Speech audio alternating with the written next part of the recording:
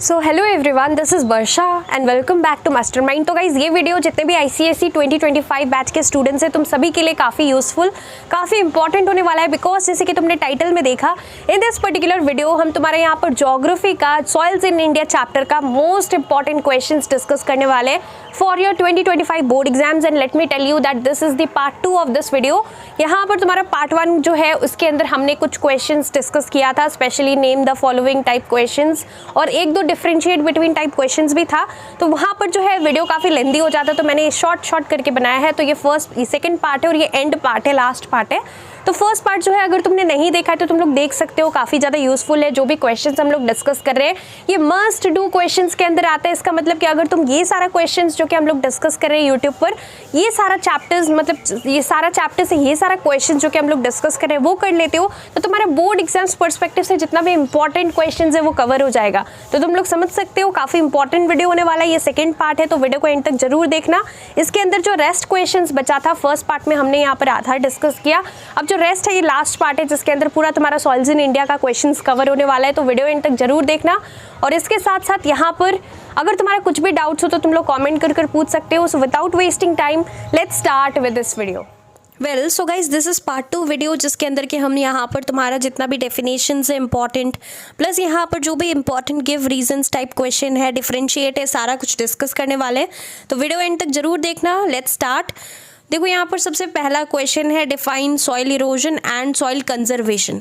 सो soil erosion का definition तुम्हें बताना है। So what is soil erosion? You can right the removal of the top fertile layer of the soil by the agents of gradation like running water, wind, etc. is called soil erosion. And you can also follow definitions from your book. तो तुम book में follow कर सकते हो। तुमने अगर कोई और डेफिनेशन पढ़ा है तो तुम सॉइल इरोजन का लिख सकते हो। नेक्स्ट पूछा गया कि यहाँ पर soil conservation. So basically what is soil conservation? It is the prevention of soil erosion and reducing the rate of erosion to maintain the fertility of the soil and productivity. So ये तुम लिख सकते हो soil conservation के अंदर। Basically protection है soil का। Next है question number 2, mention 2 steps that could be taken to prevent soil erosion. तो सॉइल इरोजन प्रिवेंट करने के लिए हमें यहाँ पर कौन कौन सा स्टेप्स हम लोग फॉलो कर सकते हैं ये लिखना है। और यही क्वेश्चन ट्विस्ट करके मतलब कि ऐसे भी पूछा जा सकता है, state any 2 methods of controlling soil erosion. Prevent करना और कंट्रोल करना, तो इस तरीके से मतलब 2 अलग अलग वेज में क्वेश्चन पूछा जा सकता है। आंसर दोनों के लिए कॉमन होगा। You can write contour ploughing. First one you can write contour plowing, PLOUGHING, contour plowing. And second you can write terrace farming. You can write terrace farming. So terrace farming हो गया, contour plowing, terrace farming. Besides this तुम लोग planting shelter belts भी लिख सकते हो। तो यहाँ पर 2 पूछा गया, मैंने तुम्हें 3 बता दिया। अगर 3 पूछा चाहे तो तुम ये 3 लिख सकते हो। Next moving ahead to question number 3, why is red soil red in colour? So basically why red soil is red in colour? This is because red soil is rich in iron oxide. Red soil is rich in iron oxide. तो ये I hope तुम सभी को पता है, बहुत ही common question है, बोर्ड्स में काफ़ी बार पूछा जाता है। Next moving ahead to question number 4। Question number 4 में तुम्हें डिफाइन करना है। फर्स्ट है pedogenesis. Now this is a part of PYQs as well. So pedogenesis basically तुम्हें यहाँ पर पेडोजेनेसिस का डेफिनेशन बताना है। So it is basically the process of soil formation. Process of soil formation, FORMATION. Process of soil formation is known as pedogenesis. Next, number B is gully erosion. So what is gully erosion? It is the removal of the soil along the drainage lines by surface water runoff and it forms a deep gully. So it is known as gully erosion because it forms a gully like structure. So it is known as gully erosion. तुम्हारी book में भी definition है तो तुम उसको follow कर सकते हो, जो भी तुम्हें ईजी लगे तुम पढ़ सकते हो यहाँ पर definition. Next is number C, sheet erosion. So what is sheet erosion? It is basically the uniform removal of the soil in thin layers and it occurs mainly when rain water it does not permeate into the ground. So basically sheet type का दिखता है, मतलब कि removal, uniform removal of the soil होता है in thin layers and basically it carries the soil particles evenly across the soil surface. So it is known as sheet erosion. Next is number D, in situ soil. So what is in situ? इन सितु का just opposite होता है ex situ which is also known as transported soil, यहाँ पर लिखा भी हुआ है, अभी हम लोग आगे डिस्कस करेंगे। फर्स्ट हम लोग देखते हैं नंबर डी का in situ soil. So in situ soil it is basically the soil that remains at the place of its formation, it is known as in सितु।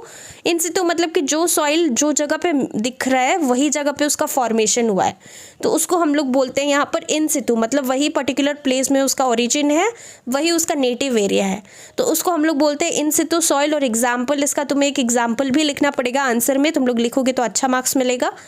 Black soil, black soil जो है in situ है। So black soil is in situ, why? Because it is formed where it is found. Next is ex situ. Now this is just the opposite of in situ. Ex situ मतलब कि वो वहाँ पर उसका origin नहीं है। मान लो कि इस पर्टिकुलर एरिया में तुम्हें यहाँ पर दिख रहा है कोई सॉइल, और वो सॉइल का फॉर्मेशन यहाँ पर नहीं हुआ है बाय एजेंट्स ऑफ विंड या फिर यहाँ पर वाटर की वजह से, वो यहाँ पर ट्रांसपोर्ट होकर किसी और लोकेशन से, सपोज उसका फॉर्मेशन इधर है लेकिन यहाँ से ये सॉइल इधर बहकर आ गया है, तो ये तुम्हारा एक्स सितु है, इसका फॉर्मेशन ये प्लेस में नहीं हुआ है, तो इसलिए हम लोग इसको क्या बोलते हैं? Ex situ. And this is also known as transported soil, so do not get confused.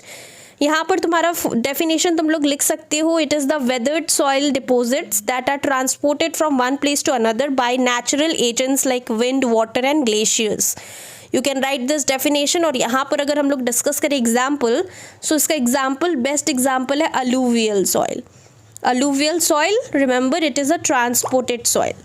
So alluvial soil तुम्हारा ट्रांसपोर्टेड सॉइल के अंदर आता है। Next number F is leaching. So what is leaching? Leaching का तुम्हें यहाँ पर डेफिनेशन लिखना है। You can write it is the process by which soluble minerals dissolve in rain water and percolates to the bottom, leaving the top soil infertile. So this is basically, this process is known as leaching. Next is number G, humus. So what is humus? You need to write the definition of humus. So you can write it is a dark organic matter. It is a dark organic matter that forms in soil when plants and animal matter decays. So this is the definition of humus. Next, moving ahead to question number 5. Now we have differentiate between type question. Differentiate between sheet erosion and gully erosion. बहुत ही common question है, काफ़ी बार boards में हमें यहाँ पर देखने को मिलता है। तुम यहाँ पर जो है 2 से 3 पॉइंट कर लेना इसका। तो यहाँ पर तुम्हें कॉलम बनाना है और यहाँ पर एक तरफ तुम लिखोगे शीट इरोजन और दूसरे तरफ तुम्हें लिखना है गली इरोजन। सो यहाँ पर जो शीट इरोजन है, you can right the definition. First में तुम दोनों का डेफिनेशन लिख सकते हो, हमने यहाँ पर डिफाइन में डिस्कस किया था दोनों का। तो नंबर 1 पॉइंट में तुम लोग डेफिनेशन लिख सकते हो और सेकेंड पॉइंट तुम लोग क्या लिख सकते हो? It occurs on gently sloping plains. For sheet erosion, you can write it occurs on gently sloping plains, and for gully erosion, second point you can write it occurs on the valley slopes. So this is gently sloping plains and this is valley slopes. Now let's discuss question number 6. So question number 6 we have give reason type questions. सो यहाँ पर काफ़ी सारा question है जो कि give reason type है। So let's see first question क्या है। You have to give reason why terrace farming is an ideal soil conservation method for hilly areas. So hilly areas में बेसिकली सॉइल कंजर्व करने के लिए terrace farming क्यों use होता है? तो यहाँ पर तुम्हें लिखना है this is so because it checks the flow of water and it also promotes absorption of water by soil and thus it reduces और it helps in the reduction of soil erosion. So you can write it, explain कर लिखना अच्छे तरीके से। Next है number 2, soil erosion is common in arid regions. You have to give reason for this. So this is soil erosion is common in arid regions. Why? Because these regions they are devoid of vegetation and moisture, and due to scanty rainfall, the soil is blown away by the strong winds. So it is common in dry regions. Arid means dry regions. Arid का मतलब dry रहता है, याद रखना। सो wind जो होता है वो यहाँ पर जो होता है स्ट्रॉन्ग विंड्स के वजह से ब्लो हो जाता है ईजिली सॉइल और उस वजह से यहाँ पर सॉइल इरोजन होता है। ऑब्वियसली जबकि सॉइल ड्राई रहेगा तो वो आसानी से उड़ जाएगा, जबकि तेज़ यहाँ पर हवा चलेगा तो इस वजह से क्या होता है कि यहाँ पर सॉइल जो होता है ऊपर का लेयर जो होता है वो इरोड हो जाता है। Next moving ahead to question number 3, why laterite soil is not suitable for cultivation? You need to give reason for this. So you can write that this is highly acidic in nature. Laterite soil is basically very acidic in nature and this has no moisture. this type of soil, that is laterite soil, has no moisture, so it does not have moisture retentive ability, and this is why this is not at all suitable for cultivation. Next, number 4, alluvial soil differs in texture. Why?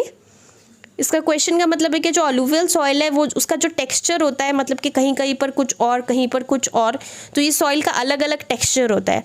तो इसके लिए तुम्हें यहाँ पर reasons बताना है। तो यहाँ पर तुम लोग लिख सकते हो it differs in texture because it is a transported soil. अभी हमने डिस्कस किया था, दिस इज एक्स सितु और ट्रांसपोर्टेड सॉइल। तो ये जिस तरीके से, मतलब जहाँ पर इसका ओरिजिन होगा, जहाँ पर फॉर्मेशन होगा, उधर से वो आता है, तो वो फॉर्मेशन जहाँ पर हुआ वो लोकेशन पर डिपेंड करता है, राइट। तो इसलिए इसका जो टेक्सचर होता है वो अलग होता है। तो यहाँ पर तुम लोग सिंपली लिख सकते हो it is a type of transported soil deposited by the reverse, so this is why the alluvial soil differs in texture. Next, moving ahead to question number 5 now. Black soil does not get leached. Why it does not get leached? तो यहाँ पर तुम्हें लिखना पड़ेगा this is so because it is moisture retentive. It is moisture retentive. Whereas जो कि तुम्हारा laterite soil है it gets leached because this is non moisture retentive. और यहाँ पर जो black soil है ये moisture retentive होगा. Next, moving ahead to question number 6 now. Khadar is more fertile than bangar. Why? तो ये क्वेश्चन काफ़ी बार बोर्ड्स में अगेन आता है. लास्ट वीडियो में हमने यहाँ पर डिफरेंस भी डिस्कस किया था खादर एंड बांगर का डिफरेंशिएट बिटवीन में. सो यहाँ पर तुम्हारा आंसर होगा this is so because khadar is new alluvium, it is deposited by the rivers and it gets replenished every year. So that is why it is very fine grained and it is more fertile as compared to Bangar. Next, question number 7 now. There is a need for soil conservation. So why is there a need for soil conservation? It is because the top soil that is eroded, this is the main feeding zone, and due to the increase in population the demand of crops is also increasing. So you can write this, तुम लोग explain कर देना, यहाँ पर बना बना कर लिख देना give reason में.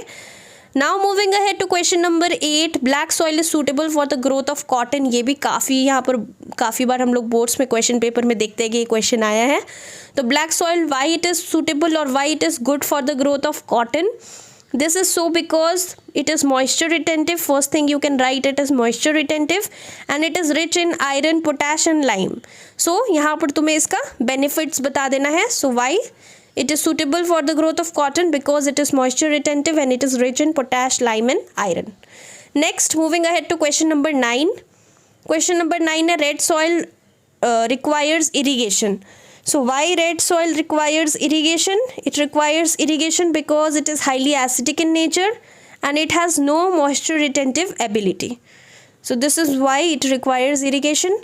Next is question number 10. This is the last give reason type questions. Then we will be moving ahead to question number 7.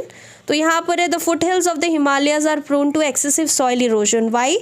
So it is due to deforestation and floods also, and sometimes uncontrolled grazing of animals can cause excessive soil erosion in foothills of the Himalayas. तो ये तुम लिख सकते हो बनाकर. Now moving ahead to next question. Question number 7. You have to give 3 characteristics of each of the following. देखो 2 से 3 point पढ़ना है. यहाँ पर जो है 3 क्यों है? मैंने यहाँ पर 3 मेंशन इसलिए किया है क्योंकि यहाँ पर तुम अगर 2 से ज़्यादा कर लेते हो, 3 कर लेते हो, तो तुम्हारे लिए बेटर रहेगा बिकॉज 3 मार्क्स का क्वेश्चन यहाँ पर आने वाला है. मतलब कुछ क्वेश्चंस 2 मार्क्स का, कुछ क्वेश्चंस 3 मार्क्स का रहता है. तो जो मैक्सिमम मार्क्स का क्वेश्चन तुम्हें दिखता है वो 3 मार्क्स का हाईएस्ट मार्क्स कैरी करते हैं. 3 मार्क्स का क्वेश्चन होता है. तो तुम अगर 3 पॉइंट्स कर लेते हो, अगर 3 पॉइंट्स कर रहे हो, तो अगर बाई चांस 3 मार्क्स का क्वेश्चन आ गया, मतलब 3 मार्क्स में आ गया, तब भी तुम ईजिली लिख सकते हो 3 पॉइंट्स.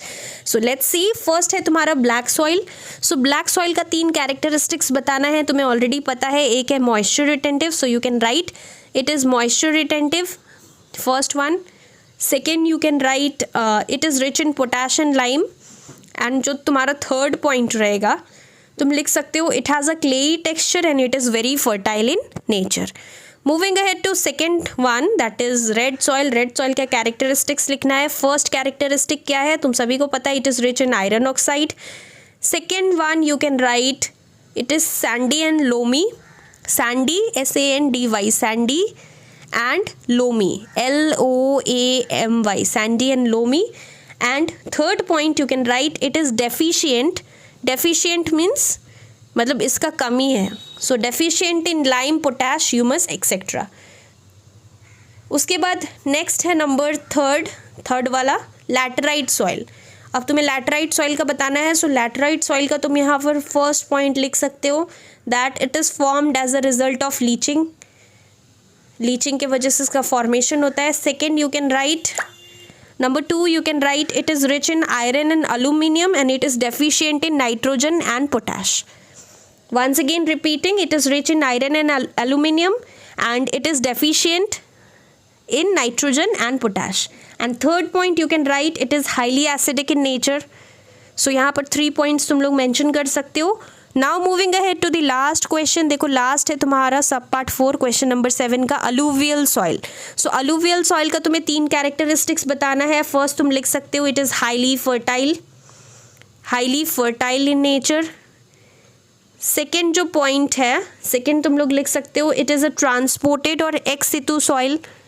ये भी हमने डिस्कस किया था, इट इज़ अ ट्रांसपोर्टेड और ex situ soil. And third one you can write it is rich in potash and poor in phosphorus. Rich in potash and poor in phosphorus. तो ये हमने तुम्हारा जितना भी क्वेश्चंस है फाइनली सारा कुछ हमने डिस्कस किया है। ये जितना भी क्वेश्चंस हमने डिस्कस किया ये यहाँ पर तुम्हारा board exams point of view से काफ़ी ज़्यादा इंपॉर्टेंट है, because these are the types of questions which are mostly asked in your board exams. और अगर तुम बोर्ड लेवल का सारा क्वेश्चंस प्रैक्टिस करके जा रहे हो तो definitely this is going to help you a lot. तो अच्छे तरीके से मेक श्योर करना कि तुम्हें सारा यहाँ पर आंसर्स पता है, पॉइंट वाइज तुमने सारा कुछ यहाँ पर किया है। प्लस इसके साथ साथ अगर तुमने पार्ट 1 वीडियो नहीं देखा है जिसके अंदर हमने यहाँ पर कुछ क्वेश्चंस को डिस्कस किया था, name the following, specially name the following type questions, अगर तुमने नहीं देखा है वो तुम्हारा एमसीक्यूज पर्सपेक्टिव से भी वो वीडियो इंपॉर्टेंट होने वाला है। तो मेक श्योर करना कि तुम उस वीडियो को भी देख ले रहे हो ताकि तुम्हारा यहाँ पर जितना भी इंपॉर्टेंट क्वेश्चंस है यहाँ पर सॉइल्स इन इंडिया चैप्टर से ज्योग्राफी का सारा कुछ यहाँ पर कवर हो जाए। इंडिविजुअली क्वेश्चंस आते हैं ज्योग्राफी से, राइट? तो अच्छे तरीके से यहाँ पर प्रिपेयर करो। और इसके साथ साथ अगर तुम्हारा यहाँ पर कुछ भी डाउट्स है तो डेफिनेटली तुम लोग मुझे नीचे कॉमेंट कर पूछ सकते हो। So that's all for this video guys, thank you so much for watching.